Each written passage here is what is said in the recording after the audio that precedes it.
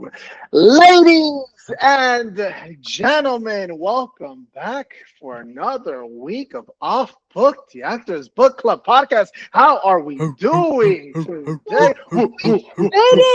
We finished We a book. finished a book. We finished a book indeed. Was that chapter 12 and 13, if I'm not mistaken? 13 and 14. 13 and 14. Well, there you go. 13 and 14 finished and in the books. My name is Juan Gamero, theater, film, and TV actor extraordinaire. Gage, please introduce or reintroduce yourself and pass it along. I'm a younger film actor extraordinaire. Let's go, Alex. Oh, Alex. perfect timing. Perfect timing. God, Wait, she loves right? she loves to make an entrance. She loves to Wait, make an Did entrance. we already start? Yes. Oh, This is no, perfect timing. No. We're introing No. right now. No, She loves to make an we entrance. just started. Anything. The fashion. Intro, Ali. Intro. Who That's are perfect. you? That's a perfect This is intro. perfect. Ali. Oh, wait, Oh my God. cut me out. Cut me out. You guys. No. No. This is You're all staying. This is all I staying. need to leave. Ali, who are you? Who My are name you, Allie? Ollie. My name is Alan McCauley. I am an actor, voice actor, currently residing in Dallas, Texas. That's amazing. Authenticity. I love every moment of this. Oh, bury me in a hole. That's what she said. I can say that. All right, That's the I'll best. take that Juan, next. keep the since show going, please, Juan. No, okay, yes, I'm keeping the let's- show going. I'm Aniela McGinnis. I'm a film, television actress, improv comedy. Been doing it for 19 years, and a professional actor. I make my living at this. Alex. Yep. My name is Alex Rolando Avila, and now with my new clean-shaven face, I'm the young one. Boom. You love to see Wow. it. Gage, we'd be remiss if we don't have your power summaries. Yeah. All right. What chapter 13 is called Acting in Film and TV? I keep wanting to read for the summary, which is just what it says in my notes. The class begins with Melissa inquiring about a film and TV audition that she has, which sparks a huge conversation about acting in film and TV, which Bill very sassily gets into. And then he says that the difference between movies and stage acting is minuscule. Then he'll cite a bunch of quotes from great actors. He makes a point that the main difference is expectation, saying that the film actor has very, very little control over the final product. Then I quote that I felt was necessary, says, play the truth to the room you find yourself in. The difference is proportion. He says the same exact thing at least 13 different ways. Bill says that great directors leave the actors alone. A trained actor will always come to work prepared. Bill says the film is primarily not an actor's medium, and says that no matter what, all acting is about reacting to the thing in front of you, whether that thing is a person, a magical talking car, or a genie in a bottle. And the last thing was a nice little quote. He says, the camera loves secrets. The camera loves secrets. Then we're on into chapter 14, which was titled Commencement, the Serious Actor Business. And I only just wrote 3 quotes from the chapter to summarize it. Number 1, the absence of struggle will create a hole in the psyche to be soon filled with something new. Secondly, if you don't fully commit to the art and the craft, it won't be the art's fault you don't succeed. It will be yours. And lastly, this isn't the end of anything. It's just another moment. And that is the summary. I also feel like that last chapter, he pretty much says, you're going to be broke, you're going to be poor, keep making art. If you want to be a teacher, don't be a shitty teacher. And Yeah, pretty much. Pretty much. yeah, went into all the different ways you can have a job in acting. And it was like, if you want to make money, Go be a lawyer. ... Mhm. Yeah, I guess I had to go with the quotes. I was in such a poetic mood finishing the book, and it was so touching. That final chapter was, I'm not even being sarcastic. The final chapter was so touching. I know for me, I started to cry a little bit. Yeah, I hate goodbyes. I hate goodbyes, but it's also just the what he's saying, leaning forward, and it's almost like a call to action, right? He says, no matter what you do, like that's why I wrote the quote: "If you don't fully commit to the art and the craft, it won't be the art's fault. You don't succeed; it will be yours." That. But he also says that there's only like a 2% chance you're going to actually make it. So make like any Yeah. money at it. I don't think that's what he's saying at all, though. He No. did. He He said did. he He did. said that 2% of actors are the ones that consistently get work and make money. Over 97% are finding other ways to make money. That's what it more specifically said. It's like Yeah. 2% make money that makes a living. The rest of us gotta work. And I wanted to bring that up because while your quote gauge of like pretty much is like, if you don't do the work, it's your fault, you don't succeed, I think can then put a lot of blame on an actor who gets towards the like are deeper in their career and they're like, well, then it's my fault. I haven't had success in this, when there's so much else that is out of our control as artists when it comes to making a living as an artist. And I appreciated his honesty about that. That it's, you can be a great artist, keep doing the work, and hopefully people will see it and then go, okay, I want to work with this person. But yeah, if you're not making money at this, it doesn't mean you're not a good artist, and it doesn't mean you're not a good actor, and it doesn't mean you're not an actor just because Yeah. you might not be making your whole living at this. And I roll my eyes at every workshop that sits there and tries to be like, keep a positive mental attitude. If you stay positive, things will come to you. Oh my God, do you feel? I've been through so many workshops where all of a sudden it's this toxic positivity that like they're gritting their teeth. We love you, Bye, Allie. Allie. We seriously love you and miss you. Love I you. love No, you're the best. so much you. love to the podcast. Mwah. Bye. That's so Oh, funny. so good.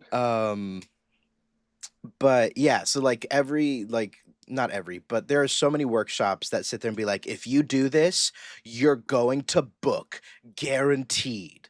There's no guarantee ever, ever. But they shove this thing down your throat because they're selling tickets, so they have to sell this lie that you're guaranteed going to book. But then they'll put the asterisk where it's like eventually. Like, yeah, of course you're eventually gonna book if you find the right thing for you and you fit, blah blah blah. Yeah, Aniela? I think that what you're leading into is exactly more of what he was saying in that final chapter, of the fact that be aware and wary of the teachers you're getting, because some of them might just be salesmen Mm-hmm. or women. Yeah, that was true. But I think I think I want to talk before I just sit and brood the whole time. I don't think that he was at all saying you can't make it. I think he was saying that 97.5% of people quit before they can make it. And he gives all these beliefs, of course, of why. And there are so many things out of your control, and there are so many of these things. But then in the same paragraph, he will say, eventually it will come back to you, right? I don't think it's helpful at all to believe that things are completely and totally out of your control throughout the entirety of your career, right? You don't need to blame yourself for things that are not to blame.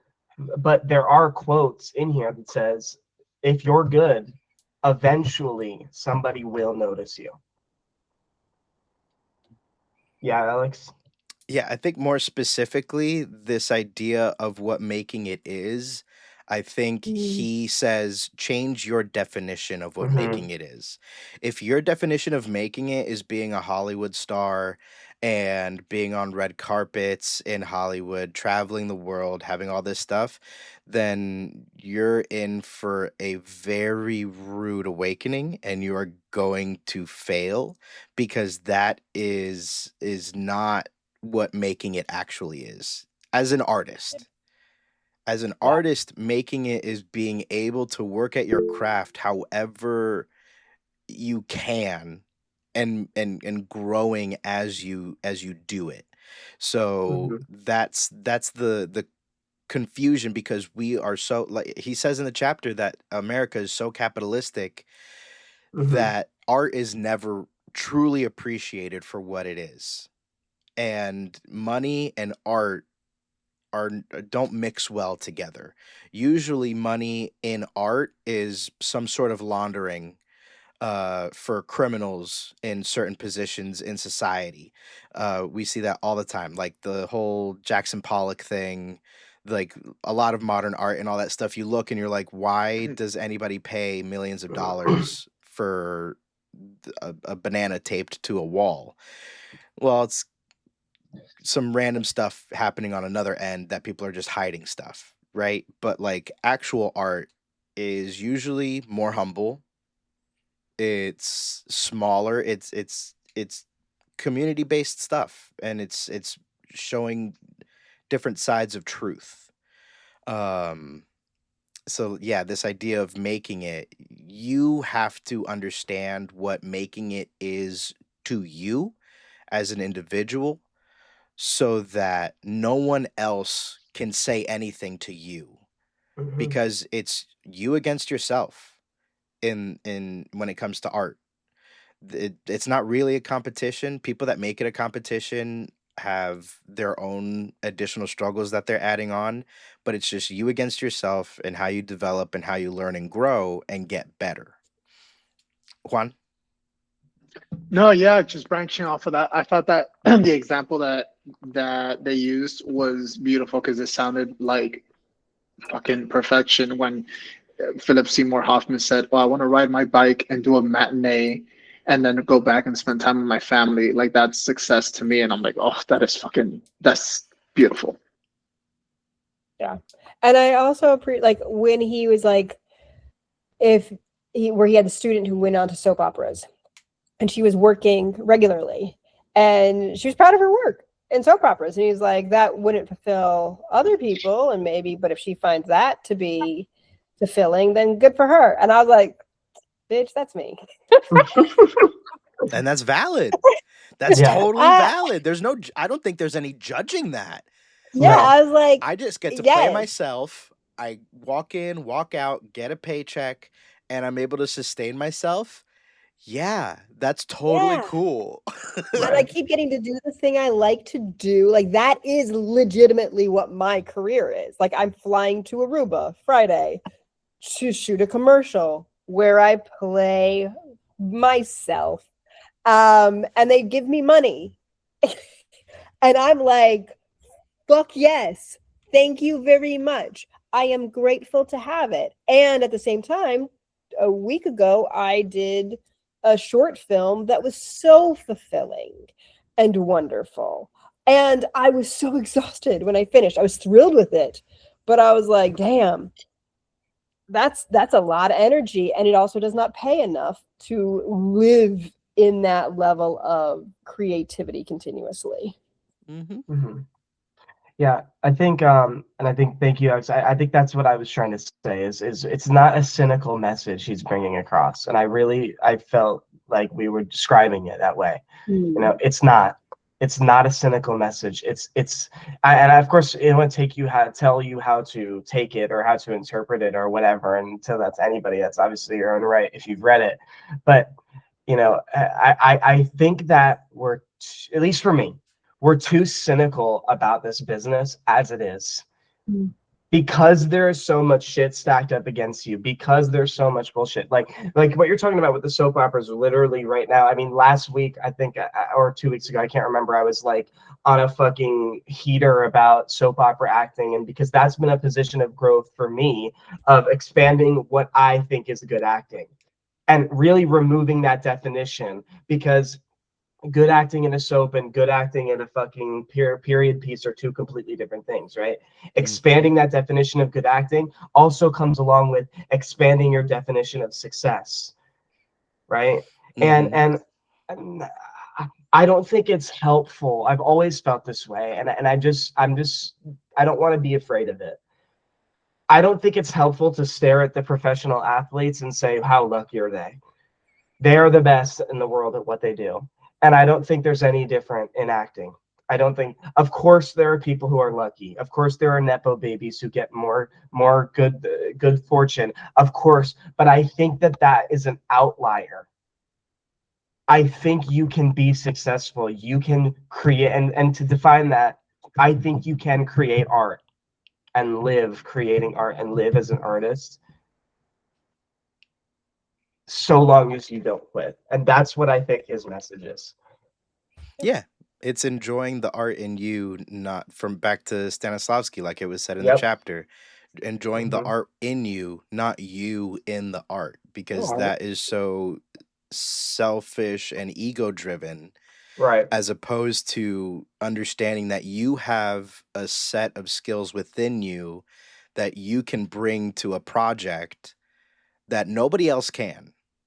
Right. People can be similar, sure, but no person can approach anything the exact same way that you do with your lived experiences, your perception, the way you work and create a role. That's something only you can do. And if you choose to take that challenge and run with it, the outcomes can be absolutely amazing. And then on top of that, put in the different styles and stuff, like trying to have somebody live truthful and put it like trying to put something like, I don't know, Dallas Buyers Club in front of kindergartners. They're not gonna care. They're not gonna care. They want very stylized stuff because that keeps their attention. Mhm. There's certain styles that fits different cultures. And what what is wrong with that? Nothing. Nothing. You can learn each style, know Mhm. what the rules are, what how to break the rules and make something interesting and new. That's super cool. But you also have to know something that I've learned is just when to shut up. Mm. When to just like let the judgment of what my own perception of something should be go, so that the thing that needs to happen happens, because you can't judge every live show. Different styles come up, different ways to approach it, and that's just kind of cool that there are so many different options. I love that, and that just makes me want to piggyback on what you said. I can't even say that. I keep seeing like videos of people making fun of corporate America, and they all use that phrase. And now I just Oh, the piggyback. let me just To piggyback on piggyback top of off what you of, said. You know, we'll circle I back. think we'll circle back. We'll circle back. Extra volumes of okay. Personal growth, I think, is the underrated thing that you get from reading these books. Mm. If All you're of them. open to it. If you're If you're open to open to it. it. If you're open to it, true. I think because I know when we started reading these books, for me it was let's learn acting, and then the second thing for me was, oh, look at all this vocabulary I'm learning to describe what I'm talking about and what I'm seeing. Cool. And now the third thing, and of course this didn't happen sequentially, the way I'm describing it, but I think the underrated factor in all of these books is the personal growth that you have to get. The perspective shifts, maybe even more personally than the technique, because you don't get to do the technique when you're reading these books. Maybe Right. you get to experiment with your friends, right? Like he says that in the acting and film and TV chapter. Maybe you get to experiment. Buy a camera and go fuck around with your friends, Mm-hmm. right? Learn. Okay, there's value in that. But for me, because you don't get to do the technique, the value is the growth. Aniela? Thank you. That is fantastic. Agreed. And my hand was up to switch into the acting on film and TV chapter because, as Yeah. you all know, man, that is, I scream this in every class. Every class, I'm constantly like, "How do I use this? How do I film in TV? How?" And Right. How film and TV? How about How? and How I TV film? would say to the thing. And I have been doing film and TV for over 15 years. And still reading this, I wrote where it was proportions in truth. So he talks about, so I just Mhm. filmed a feature film a week ago, and the one of the more experienced actors than me, I'm sitting next to him. So I'm supposed to be in this AA meeting. We're in a church, it's pretty big, and we're in a pretty big group.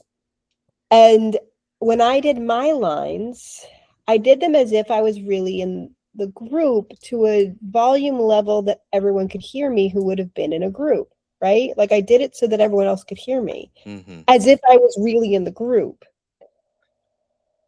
The guy who's the more experienced actor who's next to me, legit next to me, I could barely hear him. Could barely hear him. And I was like, fuck, I'm probably doing too much.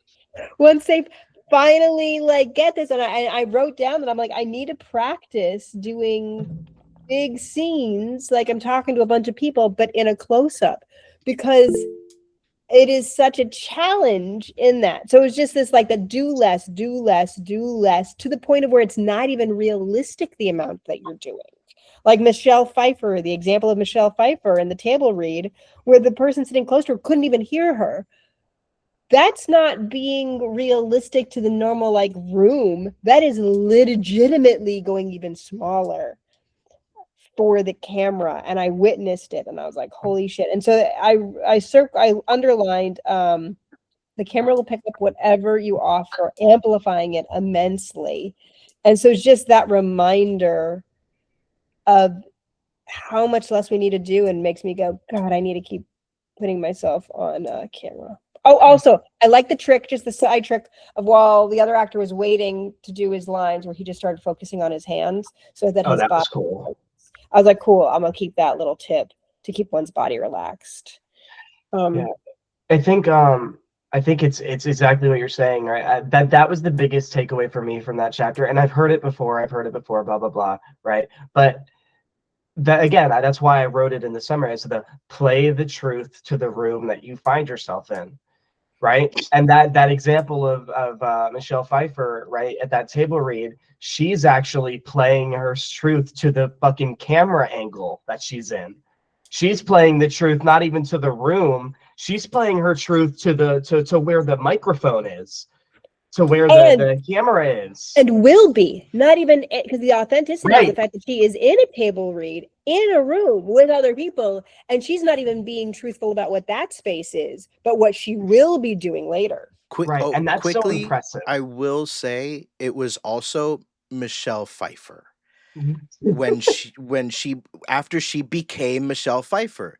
So there is there because I'm sure that there are probably readings like that where you're a no name and you do need to make sure that you're heard because people need to know that you know how to read, and you know what, like not literally know how to read, but like No, I know. can Yeah. keep the pace of something, because I know that I've heard stories of pacing being totally off and blah blah blah and all these issues. If you're in a room with people that are not the caliber of Michelle Pfeiffer and the like, it's probably going to be a little different. Right. You can't get away with shit like that when you're Right. newer. That's very true. And having done a table read Tom Cruise and Alec Baldwin, I could hear them when they were doing their table read. And it was a very large room.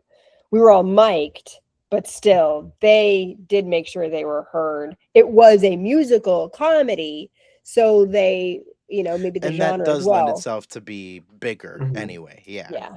Juan? Or maybe Michelle Pfeiffer's just an asshole. Fuck Michelle Pfeiffer. Okay, Juan. For the hand thing, I was a little bit confused about that because I could understand if it's like a short wait in between takes or whatever, so you don't, lose your focus and you're still relaxed. But if it's like a hurry up and wait situation where it's going to be like over an hour, like you're going to have to get on your, like, what do you get on your phone? Like, what do you know? You take it with a grain of salt, man. Like, I think Yeah. that's an in the shot situation, and then otherwise bring a book with you, chit chat at Crafty. I've heard other actor friends of mine when they've been on like bigger sets as well. One of my friends was telling me that he was bullshitting back and forth. And it was like this really serious scene that they were about to jump into. This is the funeral, and he was playing a little guest star role on like a network television show. And the guy who was chatting with was super nice to him, and they're chit-chatting, they're bullshitting, and then the guy's like, I'll be right back. He had to jump on camera because it was now his shot. The guy stops for a minute, turns around, and he's now crying and fully in it. And you also have probably seen the clip of Leonardo DiCaprio doing the same thing for Wolf of Wall Street. Bullshitting, in. Where it's actually a choice to not be method, but to stay fluid with your actual talking voice by bullshitting with people, so that transition keeps you in the normal talking voice versus being like, I am now an actor. right, yeah. Right. No, the short film that I was the lead of recently, there was an overnight shoot that we did where I was getting in this. We were doing two different scenes. One where I got pulled over and the cop ends up being killed, and then me burying not only the cop's body but another person's body.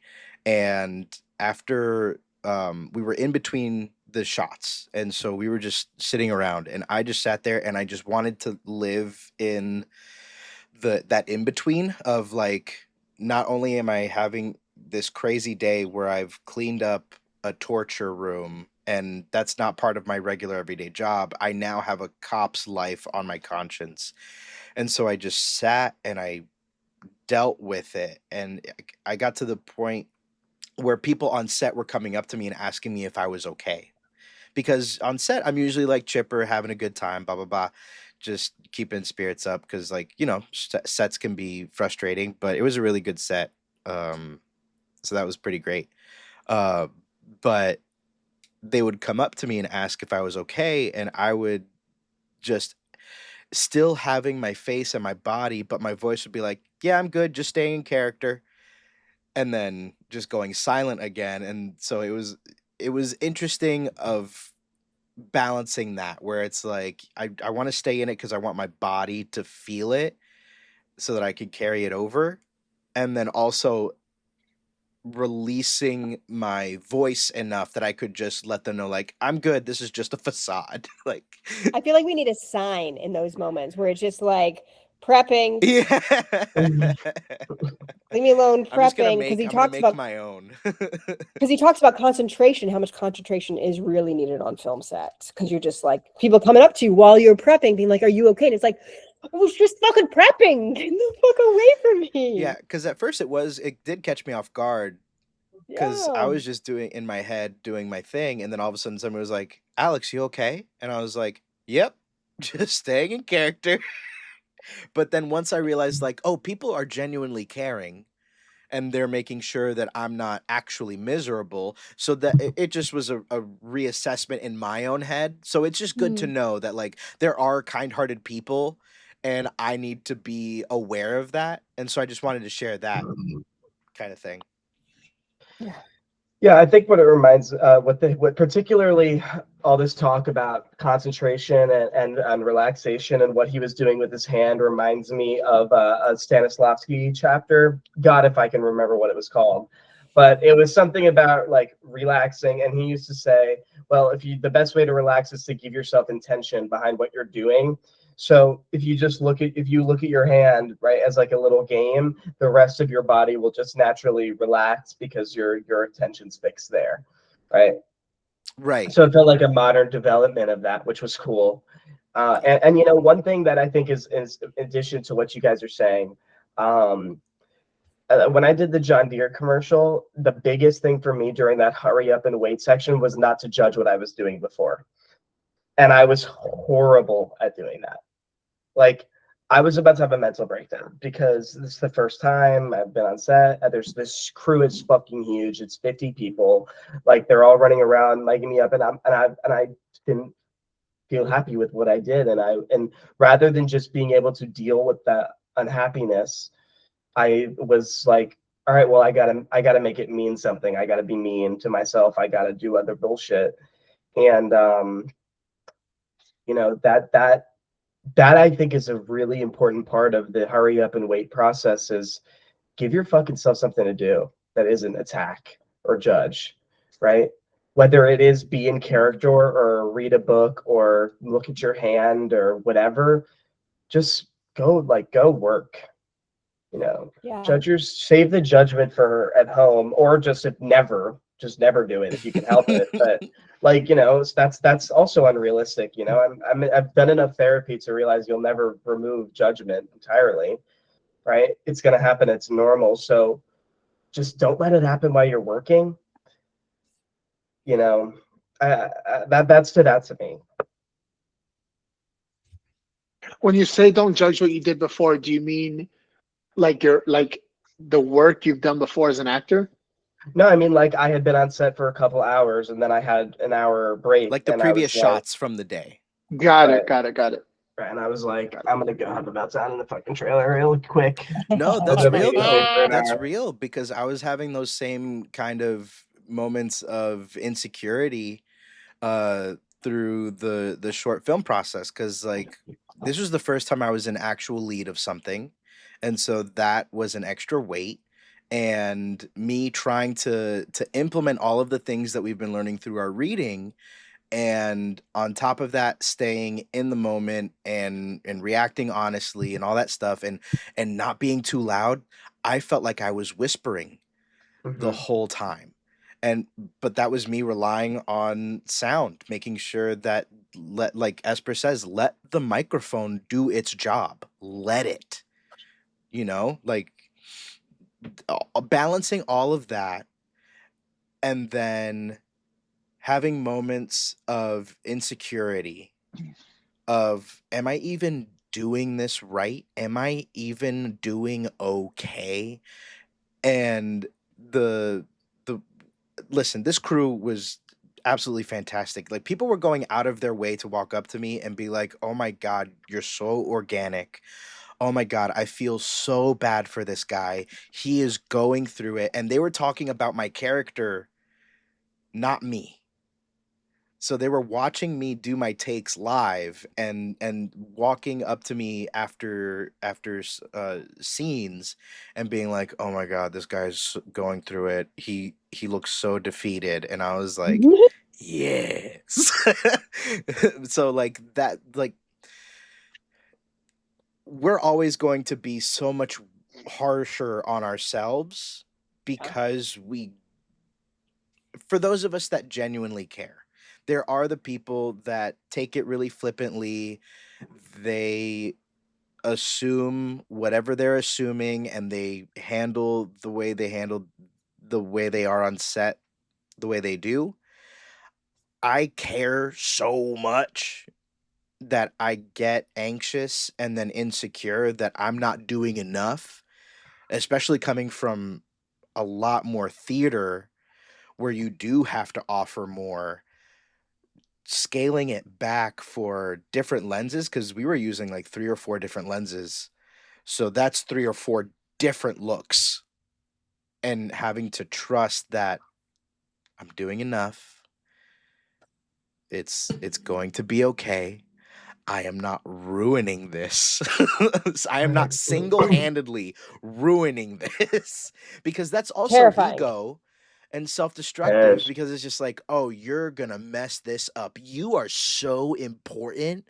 You're more important than every other person, that you are going to screw this up." And it's just like, that's not true. I'm a piece of a puzzle, and it's super collaborative.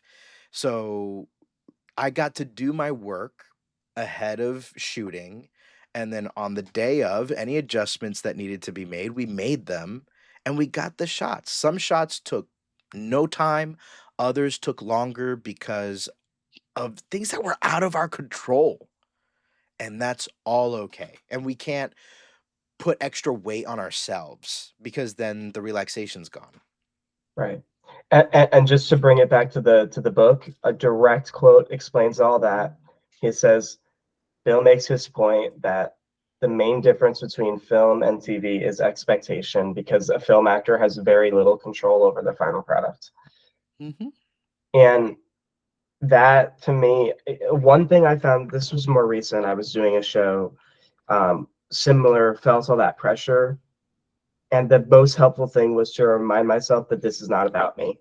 And equally, I'm reminded of a quote that Aniela used to tell me. Don't remember who it was, but who told her whatever, where she found out. But it was that being extraordinarily shy is narcissism in the other direction. Right? Believing that you are so important or so bad at something that you're single-handedly going to tank the entire operation is narcissistic, but the other way. Daniela? I wanted to bring back to Alex's experience with going in and doing the piece of what was also being said in Esper's book about the fact that even these great directors, like somebody was like, oh my God, I get to work with Spielberg. It's pretty much like, okay, go walk down the street and then you're going to turn left. And that's all of the direction you get. And it's so true.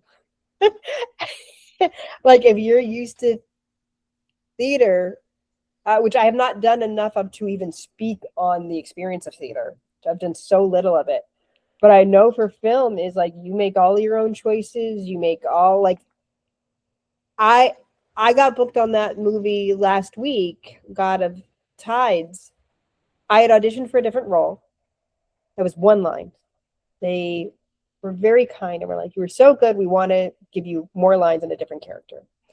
They never saw what this character was going to be. They never heard me read it. They saw nothing. I get there on the day and I do it. And did the director give me any notes about what I did? Nope. He didn't say anything about it. So I take that as I did a great job. And that's what Esper says. Right, that's what Esper says. He says, if you hear nothing, then good job. Right. Well, moving on. At least I wasn't left in a kayak in the river before a storm came. Coming from theater, it's all feedback all the time. There's all these minutia that are being tweaked and worked on and poked and prodded and pulled and tweezed, and then all of a sudden you get to a film set or just a set where there's a camera, and all of a sudden it's just like, hey, nice to meet you. Anyway, go ahead, do this. Good to go. Bye. And you're like, did I walk all right? Did I look over my shoulder okay? Right. Because in theater that would all have been that would have all been rehearsed. If you look over your shoulder weird once in theater, the director says, why did you look over your shoulder there? I hated that. Don't do that again. And they rehearse it out of you. Why did you actually flick that light switch? I just want your hand to go over it. Like these are real things I've heard. These are real things I've heard. I want to pass it to Juan for 7 minutes. On heaven. Oh my God, guys. Okay. Okay, what did you guys think about? I felt like there was a little bit of a contradiction in my personal opinion, and I could be taking it as such. But there was kind of like this, how do I explain it? There was this, it wasn't like toxic, how do I word this correctly? There's this aspect I felt towards the end of the book of like, you have to pursue it. If you want this, you have to pursue it. If you want money, forget about it. But if you want artistic gratitude, this is the lane. And I agree wholly with that. But there was also multiple stories of like, I forgot the character's name, whom essentially gave up on acting to pay back debts. And then there was another character who had a kid, and that was the fucking rap. There was also this like thing about like, hey, if you want to pursue this, like family life is not really the best, thing to take into account. Um, which, whatever. But like,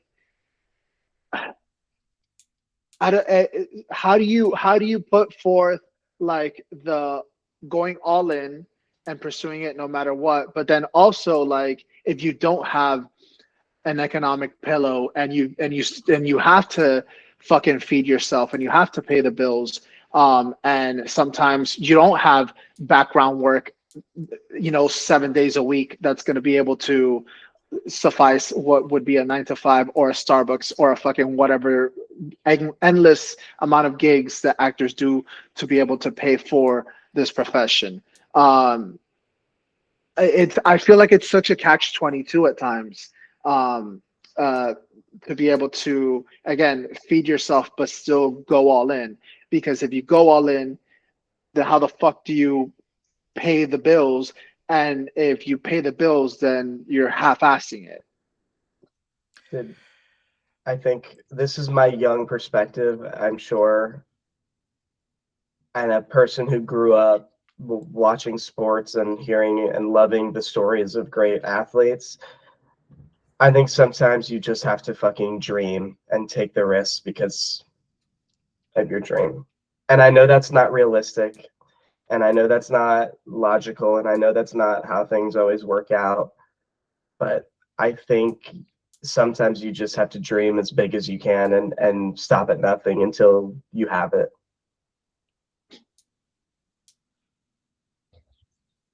I think the question you just asked is such a real one, because we hear these stories of these actors where it's like they were just about to quit and then they got their big break. John Krasinski. The thing is, though, you don't hear the story about the person who never quit and never got their big break and then Right. was homeless. Like, because that person doesn't tell their story because they're homeless. And so Right. it's kind of like being in a multi-level marketing. Mhm. We're all part of an MLM. Right. Because it is one of these that like where Gage is saying like dream big and you keep going and you never know if you're going to quit right before it happens. I also have the pillow. So for me to speak from that is I do have the financial pillow because I have a partner who makes a separate living that covers our expenses. Um, I think that's the dilemma that we get left in as So let me artists. ask you a question, Danielle. I'm sorry, I don't mean to interrupt you. Let me ask you a question. In that world, what is the harm in being just delusional? Like, don't you think you have to be? Don't you think every like artist has to be a little bit delusional, just believing that it can work out I no matter what? I do. I've also met people who are fully delusional and also terrible fucking actors. Fair, totally Like fair. where they are full delusional and I see their work and I'm like, dear Lord, you are bad. And they I don't know they're But bad. is that just also, that's not being humble, right? That's being delusional and egotistical. I'm saying just belief, having a faith. I think it boils down to defining what making it is for you and what committing fully means to you. Mhm. If you are a person that wants to have a family, that is a totally different commitment that you are signing up for. So then you have to understand what committing to be an actor means after being a parent. Does everyone take parenting that way? No. There are people that are not artists in any way that do not take parenting as seriously as they should.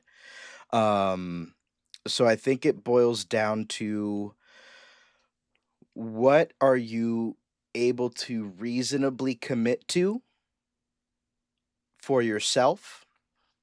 Because right now, just my personal situation, I uh, decided to be a substitute teacher so that I could have a teacher's schedule with no teacher responsibility.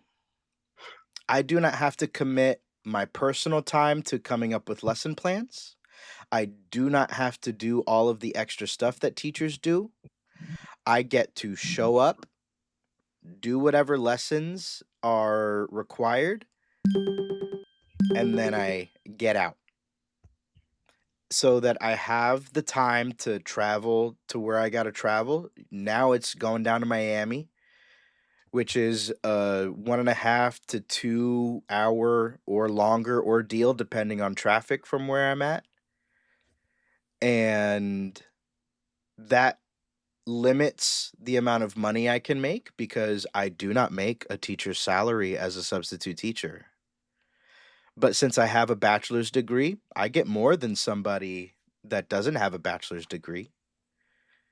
And that is my choice because I am committed to being a performer more than I am to being a climb the ladder type of person.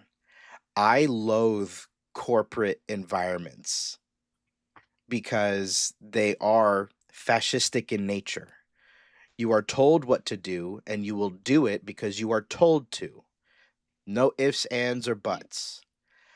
I am full of ifs, ands, or buts because I am really good at pattern recognition and can see when we're, as employees, previously as employees of different places, when I've been told stuff and I do what they say and it doesn't yield the results they promise, I go, this isn't working. So I don't know how you're holding me to a standard, but it's just because they tell you. That's just my personal issue. And why would I continue to do that? I also have a wonderful partner who is able to, she owns the house we live in. She bought it while earlier on in our relationship. So that's hers. I help where I can.